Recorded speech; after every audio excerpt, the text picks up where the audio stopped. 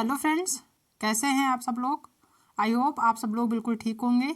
चलिए शुरू करते हैं आज की क्लास। आज की क्लास में डिस्कस करेंगे समावेशी शिक्षा से संबंधित जितने भी इम्पोर्टेंट क्वेश्चन हैं और जो एग्जाम में पूछे जाते हैं उन सभी क्वेश्चन को डिस्कस करेंगे आज की क्लास में।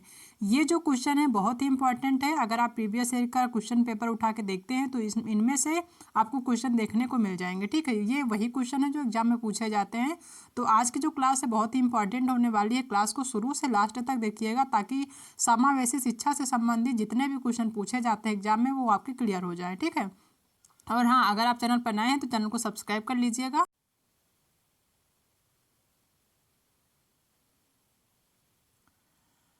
देखते हैं आज की क्लास का पहला क्वेश्चन क्या है। पहला क्वेश्चन है समावेशन का अर्थ है, यानी जो समावेशी शिक्षा है उसका क्या अर्थ है। पहला है जरूरतमंद बच्चों की शिक्षा का प्रबंध सामान्य बच्चों के साथ करना। दूसरा है इनकी शिक्षा की व्यवस्था अलग करना, यानी जो ज़रूरतमंद बच्चे हैं उनकी शिक्षा की व्यवस्था अलग करना। दूसरा है सामान्य बच्चों के साथ इन्हें नहीं मिलाना। और चौथा है इनमें से कोई नहीं। ठीक है, तो समावेशी का मतलब होता है कि जो ज़रूरतमंद बच्चे हैं उनके जो शिक्षा का प्रबंध है वो सामान्य बच्चों के साथ किया जाए। ठीक है, तभी वो समावेशी हो जाए, यानी सबको एक साथ लेके चलना। तो पहला ऑप्शन यहाँ पे आपका सही होगा। नेक्स्ट क्वेश्चन है इनमें से समावेशन शिक्षा का उद्देश्य है, क्या उद्देश्य है ये बताना है। पहला, असमर्थ बालकों को सामाजिक व सांस्कृतिक रूप में जोड़कर विकास की मुख्य धारा में लाना। तो पहला ऑप्शन सही है, ये शिक्षा जो है समावेशी शिक्षा का उद्देश्य है। दूसरा है बालकों में जागरूकता एवं उत्सुकता का विकास करना, ये भी समावेशी शिक्षा का उद्देश्य है। तीसरा है बालकों को आत्मनिर्भर बनाना, जो भी बच्चे हैं जो ज़रूरतमंद बच्चे हैं उनको जो है आत्मनिर्भर बनाना, तो ये भी एक उद्देश्य है। तो डी नंबर आपका सही होगा। उपरोक्त तो सभी यानी जो तीनों ऑप्शन है ये आपके जो है समावेशी शिक्षा के उद्देश्य हैं। तो जो है यहाँ पर डी ऑप्शन सही होगा, उपरोक्त सभी।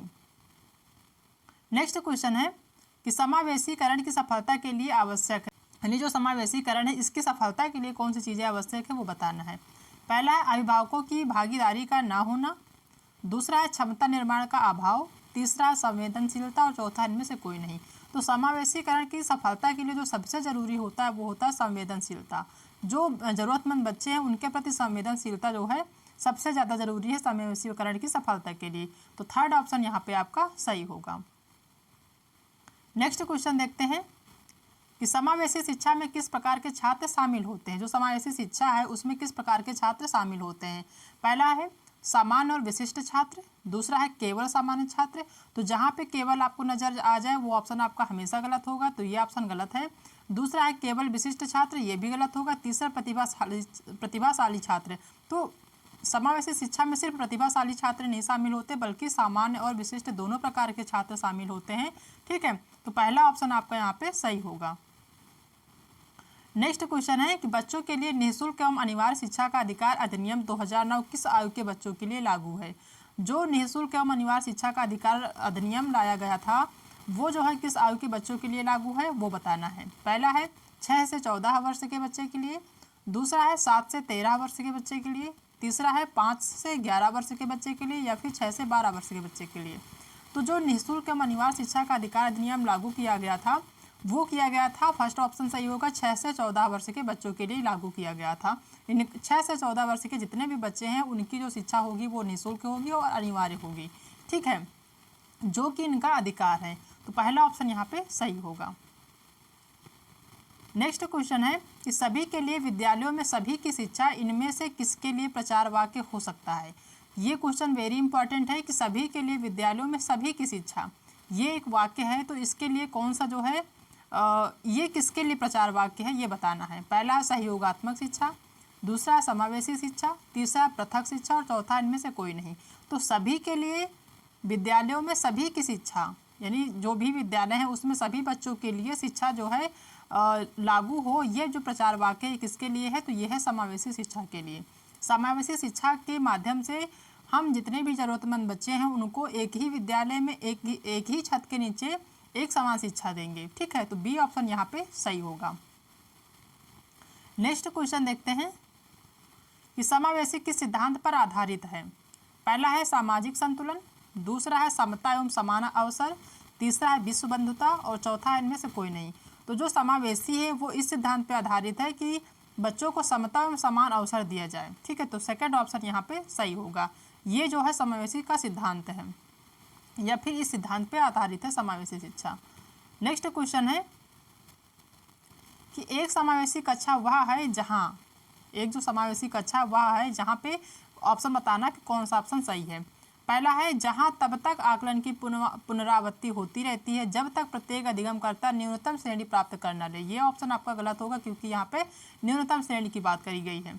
दूसरा है कि विद्यार्थियों का भार कम करने के लिए अध्यापक केवल अनुमोदित पुस्तकों से ही पढ़ते हैं। ये ऑप्शन आपका गलत होगा क्योंकि यहाँ पे केवल का यूज हुआ है। ठीक है। तीसरा ऑप्शन दिया हुआ सी नंबर कि समस्याओं का अधिकारी का समाधान करने की संभावना की दृष्टि से बच्चों को की सक्रिय भागीदारी रहती है। यह ऑप्शन भी आपका गलत होगा। चौथा है फोर्थ ऑप्शन कि अध्यापक प्रत्येक अधिगमकर्ता के लिए वैविध्यपूर्ण व सार्थक अधिगमात्मक अनुभव हेतु परिवेश का निर्माण करते हैं। जहाँ पर परिवेश के निर्माण की बात करें वो ऑप्शन आपका सही होगा कि जो अध्यापक है वो प्रत्येक अधिगमकर्ता यानी प्रत्येक सीखने वाले बच्चा जो प्रत्येक विद्यार्थी है उसके लिए वैविध्यपूर्ण व सार्थक अधिगमात्मक अनुभव हेतु परिवेश का निर्माण करते हैं, वहाँ के वातावरण का निर्माण करते हैं। तो डी ऑप्शन यहाँ पे आपका सही होगा। नेक्स्ट क्वेश्चन है कि एक समावेशी शिक्षा का सिद्धांत है। एक समावेशी जो शिक्षा है उसका क्या सिद्धांत है? भेदभाव रहित शिक्षा, दूसरा है समान शिक्षा, तीसरा है ये दोनों और चौथा है इनमें से कोई नहीं। तो एक समावेशी शिक्षा का जो सिद्धांत है वो पहला है कि भेदभाव रहित शिक्षा होनी चाहिए बच्चों की, दूसरा एक समान शिक्षा होनी चाहिए। तो ये दोनों जो सिद्धांत है ये समावेशी शिक्षा का सिद्धांत है। तो सी नंबर आपका यहाँ पे सही होगा। ठीक है। नेक्स्ट क्वेश्चन है कि निःशक्त बच्चों के लिए समेकित शिक्षा की केंद्रीय प्रायोजित योजना का उद्देश्य डैश में निःशक्त बच्चों को शैक्षिक अवसर उपलब्ध करना। मुक्त विद्यालयों, दूसरा नियमित विद्यालयों, तीसरा है विशेष विद्यालयों और चौथा इनमें से कोई नहीं। तो जो इस योजना का जो उद्देश्य है वो है यहाँ पे जो डैश हो यहाँ पे फिल होगा विशेष विद्यालयों। तो थर्ड ऑप्शन यहाँ पे आपका सही होगा कि निःशक्त बच्चों के लिए समेकित शिक्षा की केंद्रीय प्रायोजित योजना का उद्देश्य है विशेष विद्यालयों में निःशक्त बच्चों को शैक्षिक अवसर उपलब्ध कराना। ठीक है। तो थर्ड ऑप्शन यहाँ पे सही होगा। नेक्स्ट क्वेश्चन है कि विशिष्ट शिक्षा की व्यवस्था की जाती है। किस प्रकार के बच्चों के लिए विशिष्ट शिक्षा की व्यवस्था की जाती है ये बताना है। पहला प्रतिभाशाली बालकों हेतु, दूसरा बाधितों के लिए, तीसरा असमर्थी बालकों हेतु, चौथा इन सभी के लिए। तो जो विशिष्ट शिक्षा की व्यवस्था की जाती है वो इन सभी के लिए की जाती है। प्रतिभाशाली बालक भी होते हैं उसमें, जो बाधित होते हैं जो कि श्रवण बाधित या दृष्टि बाधित होते हैं उनके लिए भी, और जो असमर्थी बालक होते हैं वो भी। तो इन सभी के लिए जो है विशिष्ट शिक्षा की व्यवस्था की जाती है। तो डी नंबर आपका यहाँ पे सही होगा। नेक्स्ट क्वेश्चन है कि समेकित शिक्षा इंगित करती है सभी बच्चों के लिए एक समान शिक्षा, दूसरा है सामान्य बच्चों व भिन्न रूप से योग्य बच्चों के लिए एक ही स्कूल, तीसरा है सामान्य बच्चों व भिन्न रूप से योग्य बच्चों के लिए पृथक स्कूल और चौथा है इनमें से कोई नहीं। ठीक है। तो जो समेकित शिक्षा इंगित करती है वो करती है कि सामान्य बच्चों व भिन्न रूप से योग्य बच्चों के लिए एक ही स्कूल, जो सामान्य बच्चे हों और जो भिन्न रूप से योग्य हैं उन सभी बच्चों के लिए एक ही स्कूल जो है होना चाहिए। तो इसका सेकेंड ऑप्शन यहाँ पे सही होगा। नेक्स्ट क्वेश्चन है कि समावेशी शिक्षा उस विद्यालय शिक्षा व्यवस्था की ओर संकेत करते हैं जो समावेशी शिक्षा है उस विद्यालय शिक्षा व्यवस्था की ओर संकेत करती है जो विशेष आवश्यकता वाले बच्चों को विशिष्ट विद्यालयों के माध्यम से शिक्षा देने को प्रोत्साहित करती है। पहला ऑप्शन है। दूसरा है जो सभी निर्योग्य बच्चों को शामिल करती है। तीसरा है जो उनकी शारीरिक, बौद्धिक, सामाजिक, भाषिक या अन्य विभिन्न योग्यता स्थितियों को ध्यान में रखे बगैर बच्चों को शामिल करती है। तो इसका थर्ड ऑप्शन सही होगा। ठीक है। कि जो समावेशी शिक्षा है वो जो है उस विद्यालयी शिक्षा व्यवस्था की ओर संकेत करती है जो उनकी शारीरिक यानी शारीरिक रूप से, बौद्धिक और सामाजिक तथा भाषिक रूप से अन्य विभिन्न योग्यता स्थितियों को ध्यान में रखे बगैर बच्चों को शामिल करती है। मतलब इन सभी चीज़ों को ध्यान में नहीं रखती कि वो शारीरिक रूप से अक्षम है या बौद्धिक रूप से अक्षम है या फिर सामाजिक या भाषिक रूप, इन चीज़ों को वो ध्यान में नहीं रखता है। इन चीज़ों को ध्यान में रखे बगैर बच्चों को शामिल करती है। तो ये है इसका समावेशी शिक्षा व्यवस्था जो जिस ओर जो है संकेत करती है। तो थर्ड ऑप्शन इसका सही होगा। ठीक है। तो ये सारे क्वेश्चन हैं जो कि हमने आज की क्लास में डिस्कस किया है। आई होप कि आप सबको आज की क्लास पसंद आई होगी। अगर आज की क्लास पसंद आई है तो वीडियो को लाइक करिएगा, दोस्तों में शेयर करिएगा। अगर आप चैनल पर नए हैं तो चैनल को सब्सक्राइब करना बिल्कुल भी मत भूलिएगा। मिलते हैं नेक्स्ट क्लास में एक नए टॉपिक के साथ। तब तक अपना ध्यान रखिएगा।